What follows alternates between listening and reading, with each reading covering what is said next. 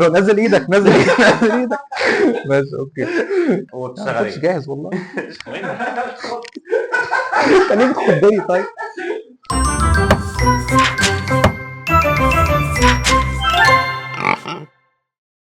اسمي اوليفر، شغال سوفت وير انجينير. احكي لنا بقى موقف عن اول شغل اشتغلته في حياتك. انا كنت شغال في شركه شحن ذكر اسماء.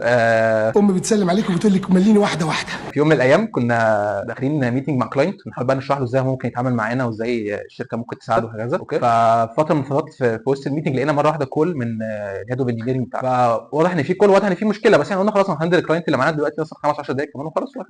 مش ممكن، لان ده بقى كل الناس بتهزر اطفال بقى حضرتك كبير خالص يعني. خلصنا بعد كده دخلنا الميتنج، كل الناس كانت عامله ميوت بلا استثناء. اوكي. وهو بس اللي بيتكلم بيقول انا عايز اعرف مين اللي عمل كده وما تقلقوش مش عامل اي حاجه. عارف لما ترص شويه خرفان كده جنب بعض كلهم نفس القلم، لو نفس قلم واحد حتى مش اقلام مختلفه، لا هو نفس القلم كده ترش في كله على طول.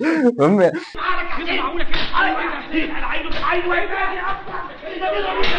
قاعدين كلنا محدش فاهم ايه اللي بيحصل، لحد ما في الاخر دخل هيد اوف انجينيرنج اللي هو الثاني بقى اللي ساعده يقول له حصل كذا كذا كذا، واضح ان في حد مسح حاجه في الداتا بيس، فنروح نيجي مش عارف ايه مش عارفين مين اللي عمل كده، لحد ما في الاخر احنا كانت الساعه 3 4 العصر، انا قعدت لوحدي تقريبا، كنت انا وهو لحد الساعه 12 بالليل قاعدين بقى نرجع الكولوم واحد واحد، بقى نرجع كذا طلبيه واحده واحده واحده واحده. انا كنت بشوف اوردرات مثلا مزيل عرق مع مش عارف بدل مش عارف عامله ازاي، مش عارف بجد كانت في حاجات عشوائيه موت، حاجات من صغار التجميل مثلا مع بوكسرات، اللي هو انتوا عاملين ايه؟ مين اللي طالب ايه؟ طيب يا عيله ايه دي اللي طالبه الحاجات زي كده؟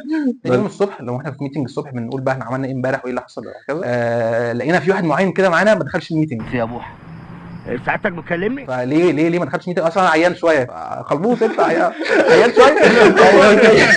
ماشي اوكي. وطلع فعلا هو اللي عمل كده، وبعدها باسبوع مثلا ولا حاجه لقينا سبحان الله ساب الشركه، حاجه غريبه جدا يعني. بس قول ما هتعمل لك حاجه بس تمام يعني.